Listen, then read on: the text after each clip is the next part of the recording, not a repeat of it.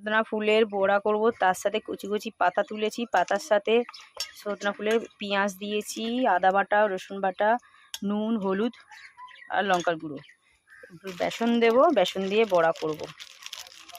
বড়া করে খাওয়া হবে, যে যেমন করে পারে। আলু দিয়ে ভেজে নিলাম, এবার আমি ভাজবো ছোটো ছোটো ছোটো ছোটো বড়া করে। ডালের সাথে তো খুবই ভালো লাগে, এটা শুকনো গরম ভাতের সাথেও ভালো লাগবে, ঘি দিয়ে।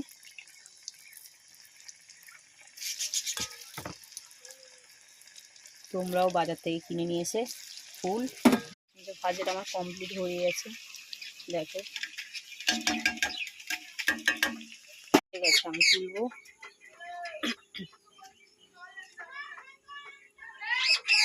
দেখো ভাজাটা হয়ে গেছে, ভাজাটা কেমন লাগছে বলো, অবশ্যই বলবে কমেন্টে লিখে।